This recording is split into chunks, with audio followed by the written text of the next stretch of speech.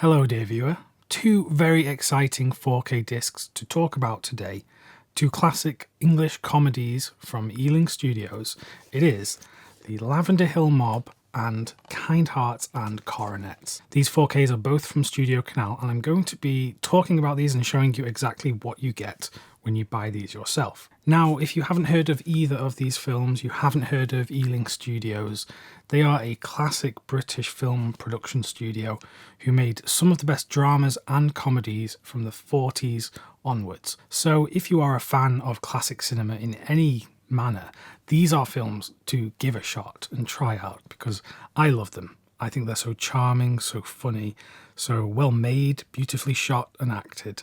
And yeah, they just hold a dear place in my heart. As they are region free, you'll be able to play these wherever you are in the world. So if you'd like to buy them after listening to this video, then I'll include some links in the description below, which if you use, help support the channel. So let's begin with The Lavender Hill Mob, which is in this collector's edition packaging.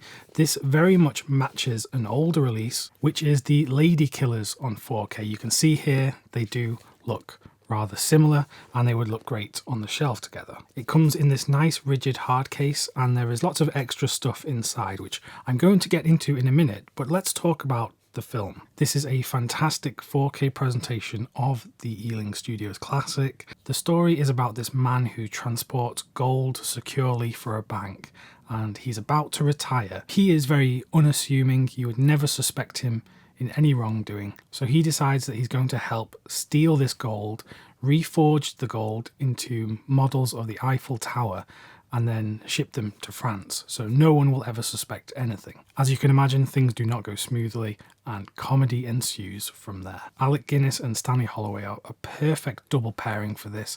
They bounce off one another brilliantly. The dialogue is snappy.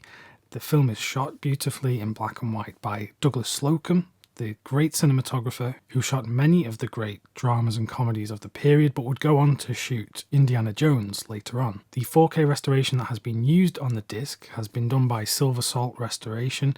They do excellent work and have done many of Studio Canal's other discs. This version is now miles ahead of the much older Blu-ray from Studio Canal. This came out in 2011, so 13 years ago. You really can see the difference in restoration technology since this original Blu-ray came out. So if you have this old Blu-ray and you are 4K ready and you love this film, without a doubt, this is absolutely worth the upgrade.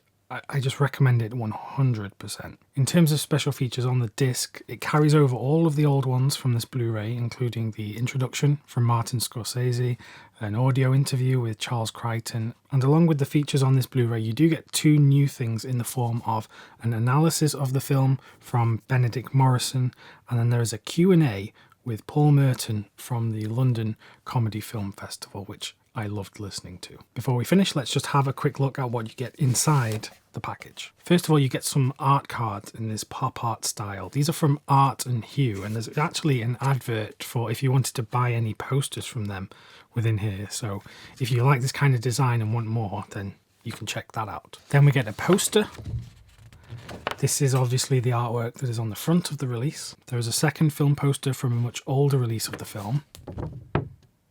You also get a 60-page booklet with 3 different writings on the film and then some production and promotional material in the back of it. And then we come along to the case that houses the discs themselves, which is like this.